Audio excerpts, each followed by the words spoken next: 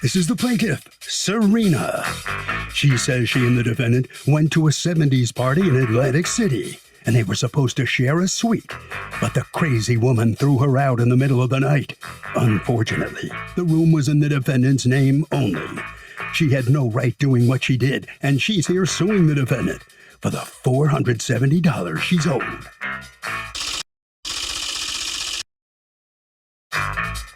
This is the defendant, Kima York. She says she and the plaintiff worked at a funeral home together and became friends.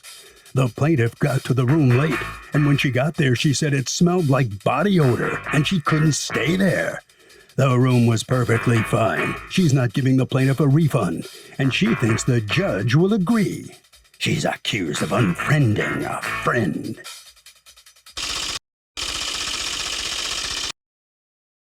All parties, please raise your right hand. The People's Court is now in session. The Honorable Judge Marilyn Lillian is presiding. Litigants have been sworn, Your Honor. Thank you, Douglas. You're welcome, Your Honor. All righty. Ms. Serena, you are suing Ms. York for $470 that you say she owes you over a trip to Atlantic City, which didn't quite work out. Tell me what happened. So my friend and I had made reservations. Well, we, through Kima, she made the reservations. We gave her the money. How did you know Kima? Kima and I used to work together at a funeral home in New York. And Kima was subsequently, she left the funeral home. I continued to work there and we remained friends. Okay. And that's basically how we met. So you hear about a party in Atlantic City and it's a 70s party, correct? Yes, Kima made me aware that there was a 70s parties going on in Atlantic City. I never get to go anywhere, so I was really excited about the opportunity to go out somewhere and to hang out with my friend. So Kima was bringing a friend, I was bringing a friend. Kima sent us pictures of what the suite would look like. When we saw it, we were excited. When we saw the flyer about the 70s party, we were excited about it. We said, let's do it, let's go. So I I sent Kima the money, and Kima booked the room. I also sent her the money for the 70s party. She had that money, so we were ready to go. Okay, and then what went wrong? On the drive there, I got a call from Kima, and she explained to me the conditions of the room, and that it had a smell to it. Okay, and what was it she said to you, that the person she was rooming with had body odor? We're not going to identify the person. I understand. Yeah, I just need to understand what was being said. Yes. All right. So she's warning you. Yes, that is correct. All right. And so you get there and what happens? And that she was also going through the process of trying to make the room clean and fumigate it for us. And fumigate? Why does anybody have to fumigate a hotel room? When I got there, Your Honor, you would know the reason why. It was horrible. And it was... Wait, were there bugs? Well, I'm sorry. Fumigate implies there's bugs. Were there bugs, or do you mean sanitize? I'm sorry, no bugs. I meant there was a strong body odor. Oh. It was very strong. But it didn't matter to me because that was their room. Are you under the impression you were renting a 2-bedroom? I was under the impression it was a suite with the living room because of the pictures that she sent. So based on those pictures, that's what I thought I was getting. All right. What time do you get there, by the way? About 10 o'clock. Okay. Was that your intent, to get there at 10 o'clock on the day of the party, or not really? No, it was my friend and I are both, we own our own businesses, and she makes clothes, like she's made clothes for the Lion King. So she takes on a lot of that work. So she was still making outfits so she had her, a client. Okay. All right. So now, very late. Okay. So you get to the place and then you go in. Is there a key for you at the front desk? No, Kima came downstairs and she gave us a key, and then she went back to the party, and my friend and I went upstairs. Okay. And were there tickets? Did she also give you tickets to the party? We never received any tickets. Okay. So you go up to the room and what happens? We opened up the door and we're like stunned. We thought maybe we had the wrong room because it was supposed to be a suite like the pictures that she sent us. And it was actually a very, very, very, very, very small room with 2 little itty bitty beds. that probably fit Goldilocks. I mean, those the little beds like that. And there's no way in the world two people can sleep in those little beds. And the odor in the room was horrendous. We thought it smelled like maybe there was a dead rodent in the room. Oh, goodness. And also, Kima, she went through a lot of effort to decorate the room and make it nice and pleasing and pretty. And you can tell that somebody was trying to spray the room to, mask make the odor. it smell better. Did you ever talk to that person? Her and her friend came up, and her friend I guess she had a communication with her friend before she got there, because they were already intoxicated by the time, we arrived. So her friend walked in the room and she started screaming, get out, get out. I feel threatened. I'm calling the cops. And I had never met this woman before. She walked through the room and she walked the room saying that. So that she just walks in saying that. There's no conversation. It was no conversation. So what do you do? So I got very upset. I mean, are you kidding me? You want us to leave? We already text you that we would leave. We would use the shower in the room to get dressed. And we just want our money back so that we can find another hotel room. No, they don't want us to do that. They want us to get our stuff and get out. And it was Who's arguing going on because Kima's not saying this. It's her friend. It's Kima and her friend. And so Kima was telling you to get out? Yes. Kima said, just get your stuff and go. Her friend said, get out. I'm calling the cops. I feel threatened for my life. My friend wasn't saying anything because she was just stunned. And then let me hear from Kima. What happened here? Hi, Your Honor. Let me see if I can. Let's start from this. I know with texts that you had texted some hotel room that had a living room and 2 bedrooms. What happened with that? That was a different hotel. It wasn't the hotel you ended up staying at? No, I like the hotel Harris. And so I was looking at different hotels and I was like, well, let's get this.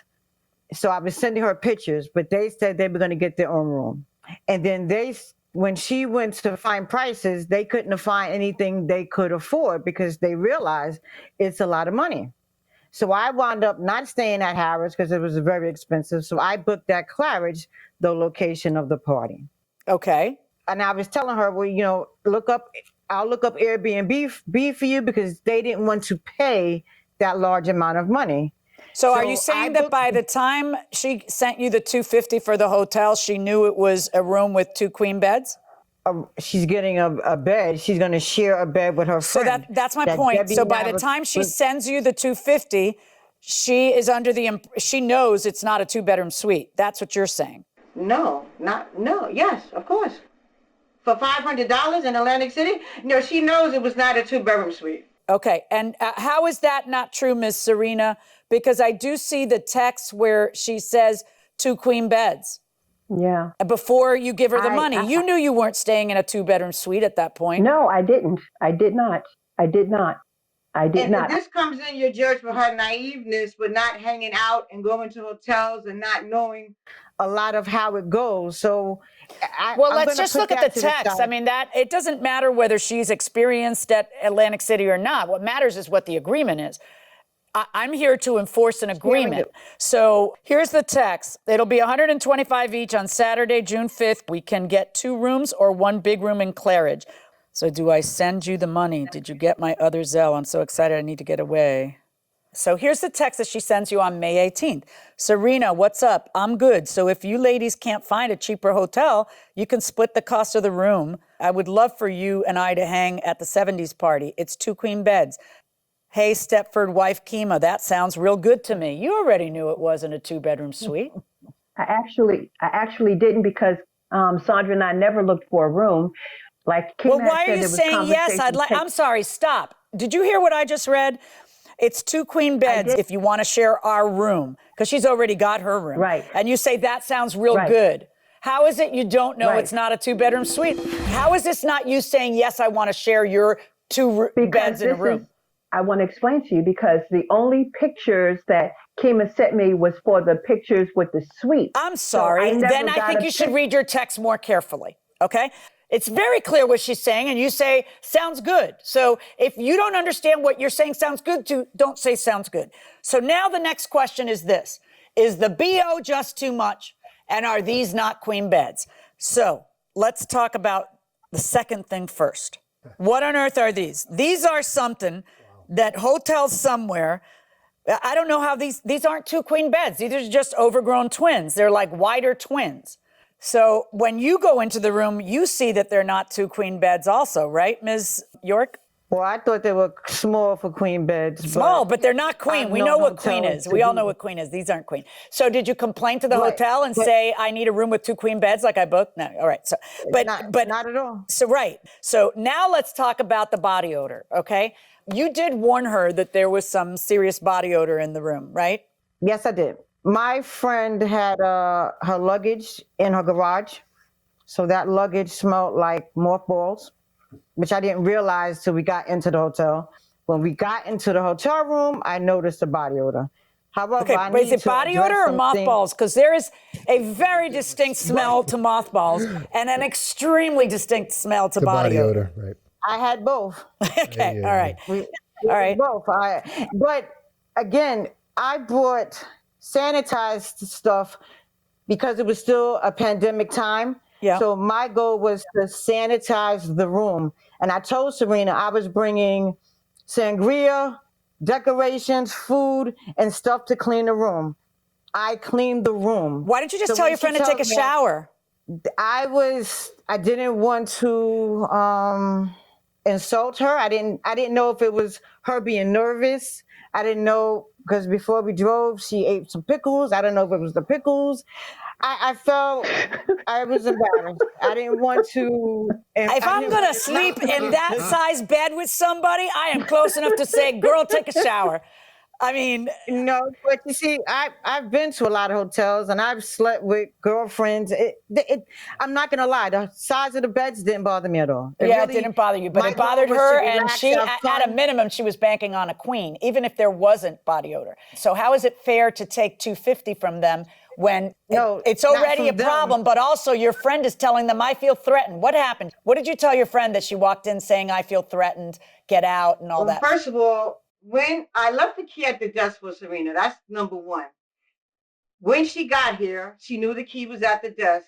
She sent me a text at the party, like to come up to the room immediately. So I was like, what's going on? So I told my friend, I said, listen, I'm going to go up to the room. They're here. I'll be back. So when I get there, Serena tells me she can't stay here and she feels like she's going to throw up. I'm like, so the body odor, I think because I told her in advance there was an odor, she got more heightened about it, and she was just like traumatized. Oh, she asked me for the money back. She said, did you spend all the money? I'm like, what do you mean, did I spend the money? The money went to Claridge. It was a $500 room. What do you mean, did I spend the money? The money paid for the room. And I went back to the party, and I was under the impression they went downstairs to get another room. And I get another text. We're going to use the room to shower, which to me means the 3 S's, shower, shave, and you know the other one. And we're going to sleep in the car. So now I'm looking at the text like, so you use the room to shower and shave, but the room is not good enough to stay in, but you're going to put up, shower it up, use the towels, and then leave? So my room now becomes your toilet? So did they shower and all that, or they didn't? Yep, they sure did.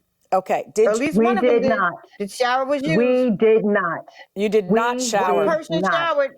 Kima is One person telling a showered. lie. We never changed. We never showered. The lady came up and threw us out of the Kima and the lady threw us out of the room. We never, to be One honest with person you, showered. we But never you did even text took her our and say, clothes we're off going to the- shower. We're going to use your shower and sleep in the car. You did say that. Yes, but we did not because Kima came up. The lady came up, said they kicked us out because You what were we were going to dressed- do is we was going to let Serena, Kima when I keep the came money up, you and we were were just going to dressed go for to the another room. party. They came up. What ended up what we wanted happening? to do was really Did you end up getting another room? We did. We went to a whole week. It took us about 2 hours to find another room because all the hotels were booked up.